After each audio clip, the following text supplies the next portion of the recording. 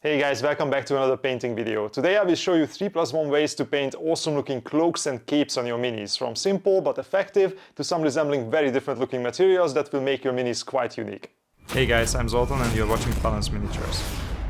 You might have noticed that lately a lot of minis come with some kind of cool looking cape or cloak. If they are a special character, it's almost 100% that they will have one, but even regular troops come with them quite frequently these days. And a good looking cape makes everything better, so as a miniature painter, chances are that you will have to paint a lot of these, and if you do something, we might as well do it well. So in this video I will show you how you can paint some awesome looking capes, starting with the simplest version first, and then moving on to some very different looking ones representing various materials with some simple tricks. And by the way, all of these capes and models you will see in this video will have their own PDF painting guides on my Patreon, so if you want to have all the steps and all the paints used right in front of you when you paint yours, check those out. This is also the best way to support the channel, so if you like what I do on YouTube, check my Patreon and see if it's worth a sub there as well. Alright, without further ado, let me show you how you can paint a simple but cool looking red cape with simple layering first before moving on to the more complex stuff. This is a pretty typical looking cape that you get on most minis with some quite pronounced folds, but in a minute I will also show you what you can do to make a more straight looking cape with less folds look interesting as well. First of all, we will need to base coat the whole thing in our preferred color, which in my case will be red, which is probably the most typical color you will see on these kind of capes. I suggest starting from a white or light gray primer when you do this to get a nice and vibrant result. You can also make it work over a black primer, but the end result will be darker and less colorful due to the transparency of the paint.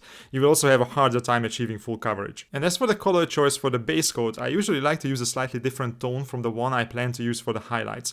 For example, for this red, I started with a slightly bluish looking dark red, burnt red from AK Interactive, but if you use Citadel paints you could go with a corn red instead. Later you will see that the bluish red in the shadows will contrast nicely with the proper primary reds in the midtones and the orangish reds in the highlights. Even over the white I use multiple coats of the base color to get a nice even coverage everywhere, so don't hesitate to paint as many layers as necessary. Alright, now that we have established our base color, it's time for the highlights, and there are a couple of important rules we need to observe to get a really nice looking end result. First of all, we need a paint that is brighter than our base coat and ideally closer to the proper primary red. In my case, I went with brick red. Then we have to be concerned about the highlight placement, and this is easier than you think. We need to paint the edges of the cloak, the top of the fold since those will be hit by the light the most, but also the very bottom in the deepest part of the folds as well. And this might seem like it doesn't make sense since most of the time we tend to make things that are deeper on the minis darker as well, but that is not how folds behave in real life, and if you do it like that it will look quite unnatural. The sides of the folds should be left dark, but both the top and the bottom should be highlighted. If you do this, your cloaks will instantly look better than most of the others you see on the tabletops. But there is another trick that will make them look even better. As you highlight with lighter and lighter colors, don't highlight everywhere equally. Use more and bigger highlights on the top towards the shoulders and leave the bottom a little darker. This will create a transition between the top and the bottom half, which will make things more interesting, and it will also look way more natural. Once you have the highlights established in the right spots, you probably have some very obvious separation lines between the darker spots and the new lighter ones you just created. So we need to get rid of those to make everything look nice and smooth. So we take the same color that we also used for the highlights and thin it down quite a bit to something like 30% paint and 70% water. We use this glaze and paint it over the transition line, starting our brush stroke in the darker parts and ending it in the highlighted ones. Make sure to wait until the first layer dries and then repeat the same step again, but this time start your brush stroke a little closer to the highlight. Repeat this around 2-3 times and you should end up with a decent looking transition between the two colors. Now it's time to go further up in brightness and repeat the same step, but this time making our highlights smaller than before so that we leave plenty of the previous color around. I used carmine for this step, which is brighter again than the previous one, and it's much closer to the typical primary red we imagine when we say red. And once we made the highlights and they are nice and opaque, I do the glazing step again to smooth things out, but this time I don't start my stroke in the darkest part, I start it in the previous brick red and end it in the new carmine highlights.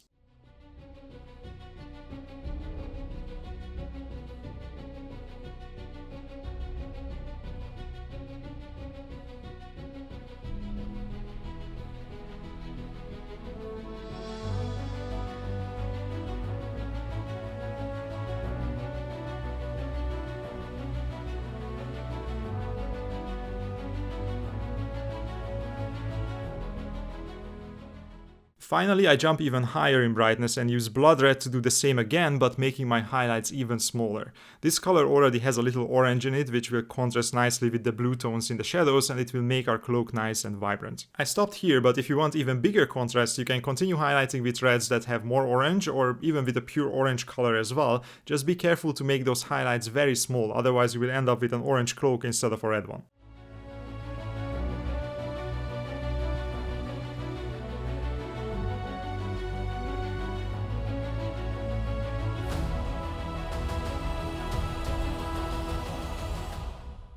Now if you have to paint a cloak that has less pronounced folds but you still want a nice contrast, then you have to play with the transition between the top and the bottom even more. Instead of only highlighting the top parts more, you can shade the bottom even further to create more contrast. For example, if you have a red cloak, you can use a dark blue-green color like Dark Sea Blue from AK or Staggered and Scale Green from Citadel and glaze it towards the bottom. This will increase the contrast between the top and the bottom parts and will make the cloak much more interesting to look at. And the end result of this first type of cape should look something like this.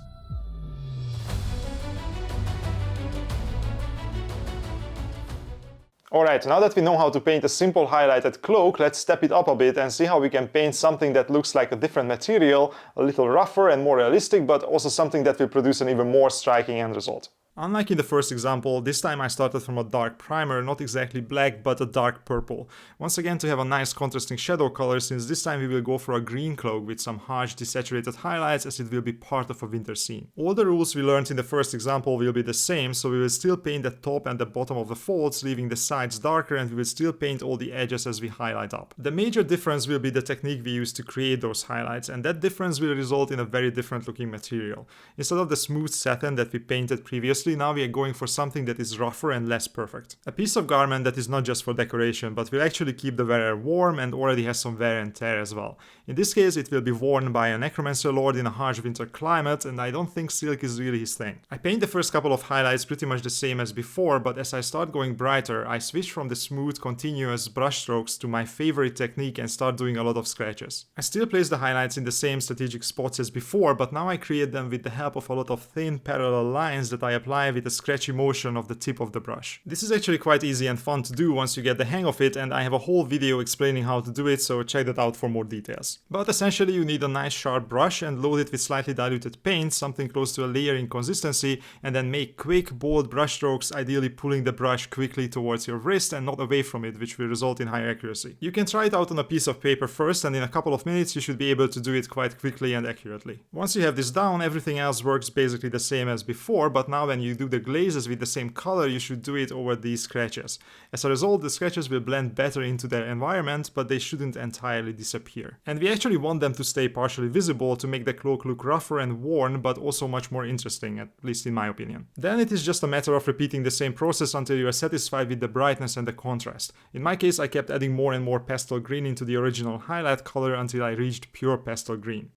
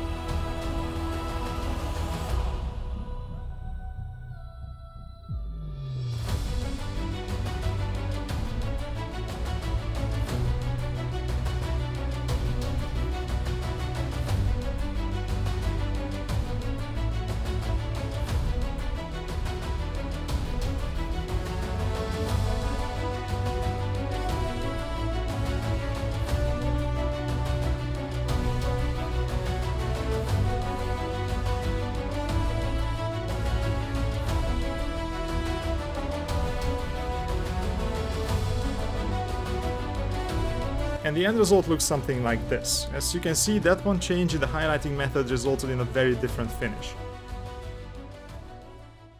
Now it's time to take all that we have learned in the first two examples and step it up even further on the third type of cape. This one is going to be worn by a Black Templar, basically a religious fanatic sworn to exterminate all the Xenos, heretics and aliens. They usually wear white or cream-colored tabards and capes above a black armor, but considering who they are, I don't imagine they wear smooth satin or silk materials. I much rather see them in something that resembles rough and coarse sackcloth, so that is exactly what we are going to paint now. This time I will start from a pure black primer, and we will use a simple trick in the end to add some contrasting shadow color instead of adding it with the undercoat right at the start. I started by painting the cape with dark brown. I used 3 or 4 layers on the top of the folds and where the light would hit, following the same rules that I also applied in the first 2 examples. I left the areas I wanted to be in shadow a little less covered and therefore slightly darker. Then I used the greenish yellow brown color, Middlestone from AK, to do the first proper highlights. I made my usual edge highlights and some solid highlights on the edges of the folds and the very top of the cloak on the shoulders. Then I started to do the scratches we already know so well. For now they are quite similar to how I did them on the second cape, and I didn't bother to be too regular or thin with them at this stage. But this time I went further, and instead of just doing more or less parallel lines, I also did them in the opposite direction, bisecting the previous ones in a crosshatch pattern. I made more lines, creating more coverage where I wanted the lights to be, and only added a few lines in the shadow area so that more of the original brown remained visible. And this is actually very important. We need to have the pattern covering the whole cape, but it should be more dense and therefore also more bright in the highlight areas. So just like before, more around the shoulders and less towards the bottom, and of course covering the top of the folds as well as the bottom, but leaving the sides darker. When I was done with this cross-hatching, I diluted the same color and glazed it from the shadows towards where I wanted the most light. This will more or less cover some of the pattern in the highest highlights, but that's okay, we will overlay it with more cross-hatching in a moment. Then I switched to medium sand, a lighter color with a lot more yellow, and I continued doing the scratchy lines, but now I also varied my angles a little so I don't just overlap the same lines again. This second color is basically the same as before, the only real difference is that it's slightly brighter and I applied it on a smaller area, leaving the previous darker one around it. But now things start to get more interesting since the next color, dark sand, will have a lot more white in it than the previous ones, so we have to be also more careful and precise from now on. I do the same as before, but reduce the size of the highlights even further, creating a transition on the borders with the previous color by making the lines less dense there. But this time I also switched to a smaller and even sharper brush, and I try to keep the lines thinner and neater. I do the glazing step again, but I thin it down even more than before and rather apply more layers, since the white in the paint can be more difficult to control and I don't want to accidentally cover too much or make the surface chalky. I will continue highlighting with pale sand. This is getting even closer to white, so we have to be super careful to not lose the previous colors and desaturate the whole cloak. So I'm going as fine and thin as I can with this, only using it in the light areas. But where I felt that I did go a little overboard with it, I re-established the other tones with a glaze of the previous colors. Finally I switched to ivory, and this color is almost pure white now with only a hint of yellow. I mostly concentrated on the edges and added some super fine cross-hatching in the areas I wanted to be the brightest. Now we have all our highlights in place, but we are missing a little bit of a contrasting color from the cape. So I thinned down a little whole red and glazed it into the shadow areas, especially around the bottom of the cape. This smooths out the pattern there and makes it look like the bottom of the cloak is dirty. It is better to use multiple coats of very thin paint so you don't accidentally make the bottom simply red. This needs to be subtle, only a hint of red color over the original yellowish greenish brown. And when we are done, the end result looks like this.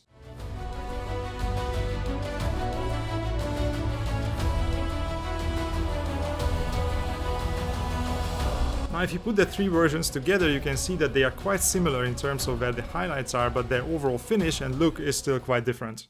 So these were the 3 methods to paint various cool looking cloaks on your minis, but in the beginning of the video I promised you a +1 as well. What happens if rough and stained sackcloth is not extreme enough and you want to represent a material even farther removed from the usual satin? Well, then you could paint a cloak that is made of old cured leather, and let's not question the source of that material too much. And I happen to have a video showing how to paint this kind of cape on the channel. So if you want to see how to paint a cape made out of 10,000-year-old cured human skin, then check out my video about painting the cape of Abaddon that is spoiler. And with that we reach the end of this tutorial. I hope you guys found it useful. If you use it to paint your own models, I would love to see them, so don't hesitate to tag me on Instagram if you post them. And with that we reach the end of this tutorial. I hope you guys found it useful. If you use it to paint your own models, I would love to see them, so don't hesitate to tag me on Instagram if you post them. And before I sign off, I wanted to thank my Patreon members for their support. They are the ones that make this channel possible, especially the ones in the captain level. Thank you guys, see you in the next one.